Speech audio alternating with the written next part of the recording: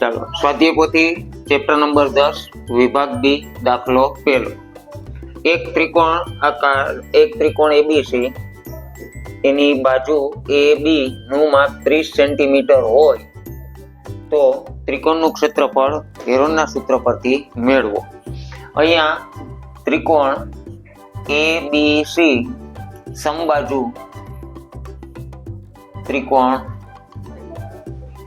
હોવાથી શું મળશે આપણને? AB બરાબર BC બરાબર AC બરાબર 30 સેન્ટીમીટર થાય છે। હવે એના પરથી આપણને મળશે પરિમિતિ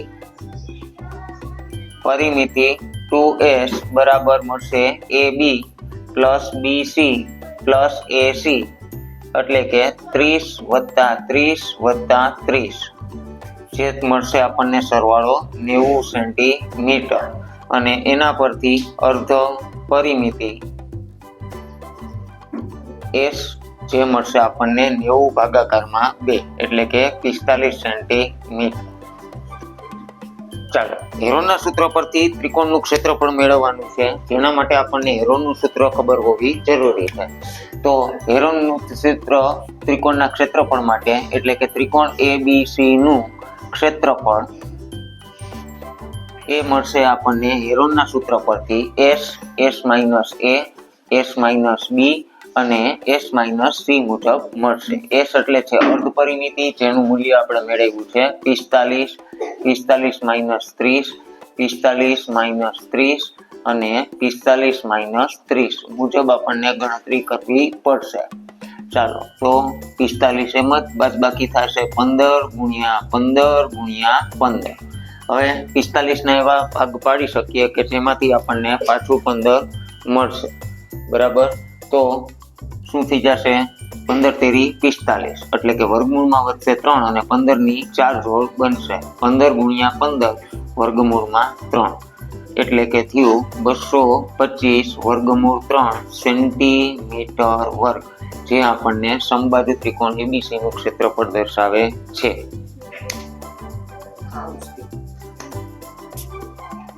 દાખલા નંબર 2।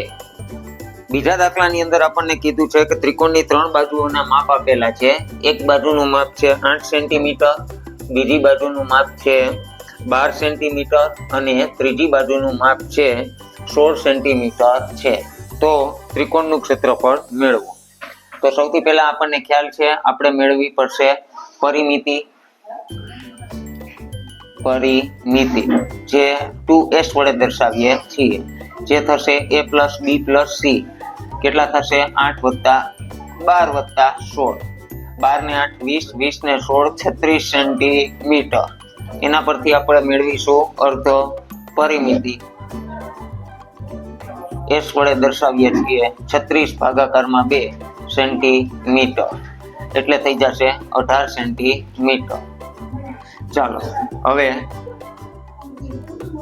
ત્રિકોણનું ક્ષેત્રફળ જે હેરોનના સૂત્ર પરથી મેળવીશું S minus A S minus B S minus C મુજબ આપણને મળશે। ચાલો S કેટલા મેળવી લીધા? 18 ઓછા કેટલા થયા? 8 18 ઓછા કેટલા થશે? 12 અને 18 ઓછા કેટલા થશે? 16, બરાબર। તો મૂકીએ કિંમત 18 એમ જ રહેશે, 18 માંથી 8 જાય એટલે 10, 18 માંથી 12 જાય 6 અને 18 માંથી 16 જાય 2। અહીંયા આપણે 18 ના ભાગ પાડી દઈ શકાય 6 ગુણાકારમાં 3 એટલે કે આ 6 અને આ 6 ની એક જોડ બનશે જે આવશે 12। પછી 10 એટલે કે 5 ગુણાકારમાં 2 તો આ 2 અને આ 2 ની એક જોડ બનશે જે આવશે 12 અને વર્ગમૂળમાં 5 ગુણાકારમાં 3 એટલે કે 15 એમ જ રહેશે। તો આપણો જવાબ થઈ જશે 12 વર્ગમૂળ 15 સેન્ટીમીટર વર્ગ, જે આપણો આન્સર થશે, બરાબર છે। ચાલો એના પછી દાખલા નંબર 3। દાખલા નંબર 3 માં ફરીથી આપણને સમબાજુ ત્રિકોણની પરિમિતિ આપેલી છે। ત્રીજા દાખલાની અંદર આપણને કીધેલું છે સમબાજુ ત્રિકોણની પરિમિતિ 24 સેન્ટીમીટર છે. પરિમિતિ એટલે કે ધારો કે સમબાજુ ત્રિકોણની બાજુ A છે, તો તેથી પરિમિતિ કેટલી આપેલી છે આપણને 24 સેન્ટીમીટર. પરિમિતિ એટલે થાય a વત્તા a, જેને આપણે 3a ના સરવાળા સ્વરૂપે લઈ શકીએ. 3a બરાબર 24. a બરાબર કેટલા થાય? 24 ભાગાકારમાં 3. તો તેથી એક બાજુનું માપ a બરાબર કેટલા થઈ જશે? 8 તેરી 24, તો 8 સેન્ટીમીટર થશે. હવે અહીંયા આપણને કોઈ પ્રકારની ચોખવટ નથી કરેલી કે આપણે હેરોનના સૂત્ર પરથી મેળવવાનું છે, પણ હા, રકમની અંદર લખેલું છે કે આપણે હેરોનના સૂત્ર પરથી સમબાજુ ત્રિકોણનું ક્ષેત્રફળ મેળવવું છે. માટે હેરોનના સૂત્ર માટે આપણી પાસે અર્ધ પરિમિતિ હોવી જરૂરી છે. અહીંયાથી આપણે મેળવીશું અર્ધ પરિમિતિ, જે થઈ જશે 24 ભાગાકારમાં 2, એટલે કે 12 સેન્ટીમીટર. ચાલો, એના માટે ત્રિકોણનું ક્ષેત્રફળ આ આપણને મળશે હેરોનના સૂત્ર પરથી s minus a, s minus b, s minus c પર. તો s એટલે કે 12, 12 માઇનસ 8, 12 માઇનસ 8, 12 માઇનસ 8 અને 12 માઇનસ 8, જેનો જવાબ થશે 12 ગુણાકારમાં 4 ગુણાકારમાં 4 ગુણાકારમાં 4. તો જોઈ શકીએ છીએ કે અહીંયા 12 ના ભાગ પણ 4 અને 3 થશે. તો 4 ની એક જોડ, 4 અને 4 ની બીજી જોડ, એટલે કે 4 ગુણાકારમાં 4 અને વર્ગમૂળ 3 એમ જ મળે છે. તો શું થઈ જશે? 16 વર્ગમૂળ 3 સેન્ટીમીટર વર્ગ, જે આપણો સમબાજુ ત્રિકોણના ક્ષેત્રફળનો જવાબ થશે. બરાબર. તો આ દાખલો 2 અને 3. ચાલો, દાખલા નંબર 4. એક ત્રિકોણાકાર ખેતરની બાજુની લંબાઈ 320 મીટર. દાખલા નંબર 4. ખેતરની બાજુઓની લંબાઈ a બરાબર ધારો કે 320 મીટર છે, b બરાબર છે 240 મીટર છે અને ત્રીજી બાજુ c 400 મીટરની છે. તો ખેતરનું ક્ષેત્રફળ કેટલું થાય એ મેળવવાનું છે. ચાલો, સૌથી પહેલા આપણે મેળવશું ખેતરની પરિમિતિ. ખેતરની પરિમિતિ 2s બરાબર કેટલા થશે? a plus b plus c જેટલા થાય, એટલે કે 320 વત્તા 240 વત્તા 400, એટલે કે 0, 4 ને 2 6, 3 ને 2 5 ને 4 9, 960 સેન્ટીમીટર નહીં પણ મીટર જેટલી થશે. અને ખેતરની અર્ધ પરિમિતિ s બરાબર થાય 960 ભાગાકારમાં 2, એટલે કે 46 ના અડધા કેટલા થશે? 48, 480 મીટર જેટલી પરિમિતિ થાય. ચાલો, તો હવે જોઈએ ખેતરનું ક્ષેત્રફળ.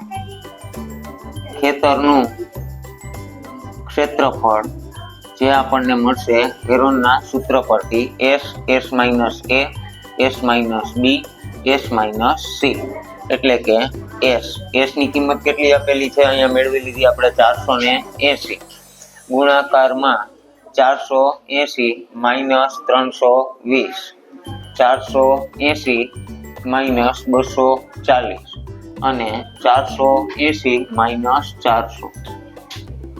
તો અહીંયા થઈ જશે આપણી આગળ 480 ગુણાકારમાં 0, 6 અને 1 160. અહીંયા થઈ જશે 240 અને અહીંયા આગળ થશે 80. તો ચાલો, 240 બધામાં 10 સામાન્ય છે, એટલે કે આ બધા જ પદને હું લખી શકું છું 48 ગુણાકારમાં 10, 16 ગુણાકારમાં 10, 24 ગુણાકારમાં 10 અને 8 ગુણાકારમાં 10. એટલે કે આપણે જોઈ શકીએ છીએ આ એક જોડ અને આ બીજી જોડ, એટલે કે 10 ગુણ્યા 10 ની એક જોડ 12 આવી ગઈ. 16 પોતે પૂર્ણ વર્ગ છે, એટલે કે 4 12 આવી ગયા. તો અહીંયા એટલા અંક તો નીકળી ગયા. 8 ના 2 ભાગ પાડી શકાય 4 અને 2, જેમાં 24 ગુણાકારમાં 2 એટલે કે 48 થઈ જશે. એ 48 અને આ 48 આવશે બાદ. 4 નું વર્ગમૂળ થશે 2. તો 4 ગુણાકારમાં 2 એટલે કે 8 અને 48 ગુણાકારમાં થશે 8. 16 64 નો 4 વધી 6, 48 ને 6 54, 8 4 32, 32 ને 6 38 એટલે કે 384. એટલે આપણી પાસે આટલાનો જવાબ થયો 384 અને પાછળ 2 0 એટલે કે 384 અને 2 0 એટલે આપણો જવાબ થઈ જશે 38,400 મીટર વર્ગ, જે આપણને ખેતરનું ક્ષેત્રફળ જોવા મળે છે. રેડી? તો દાખલા 4 નો જવાબ આ રીતે આપી શકાય. ચાલો દાખલા નંબર 5 અને છેલ્લો દાખલો. તે અહીંયા આપણને ત્રિકોણની 3 બાજુઓના માપ આપેલા છે. ત્રિકોણ ABC માં AB બાજુનું માપ આપેલું છે 51 સેન્ટીમીટર, BC બાજુનું માપ આપેલું છે 52 સેન્ટીમીટર, AC અથવા તો CA બાજુનું માપ આપેલું છે 101 સેન્ટીમીટર અને ત્રિકોણ ABC નું ક્ષેત્રફળ જોઈએ છીએ. બરાબર છે? તો સૌથી પહેલા આપણે મેળવીશું પરિમિતિ, જ્યાં 2S તરીકે દર્શાવીએ છીએ. AB વત્તા BC વત્તા CA એટલે કે થશે 51 વત્તા 52 વત્તા 101. 1 ને 2 3, 3 ને 1 4, 5 ને 5 10, 10 ને 0, 0 ની શૂન્ય વધી પડી 1, 1 ને 1 થાય 2, 204 સેન્ટીમીટર. અને એના પરથી અર્ધ પરિમિતિ S જે આપણને મળશે 204 ભાગાકારમાં 2 એટલે કે થાય 102 સેન્ટીમીટર. બરાબર? ચાલો ત્યાર પછી ત્રિકોણ ABC નું ક્ષેત્રફળ. ત્રિકોણ ABC નું ક્ષેત્રફળ, એના માટે હેરોનનું સૂત્ર S, S minus A, S minus B, S minus C એટલે થઈ જશે S એટલે છે 102, 102 minus A એટલે છે 51, 102 એટલે 52 અને 102 માઇનસ થશે 101. ચાલો તો 102 ગુણ્યા થશે 51 ગુણ્યા થશે 50 ગુણ્યા થશે 1. 150 102 એટલે થશે 51 ગુણાકારમાં 2 અને 50 એટલે થશે 25 ગુણાકારમાં 2. તો 51 અને 51 ની એક જોડ બની, 2 અને 2 ની એક જોડ બને છે અને 25 નું વર્ગમૂળ થશે 5. બરાબર? એટલે 51 ગુણ્યા 10 કેટલા થઈ જશે? 510 સેન્ટીમીટર વર્ગ, જે આપણા ત્રિકોણ ABC ના ક્ષેત્રફળનો ગુણાકાર થશે. રેડી? તો આ સ્વાધ્યાય પોથી ચેપ્ટર નંબર 10 વિભાગ B કમ્પ્લીટ.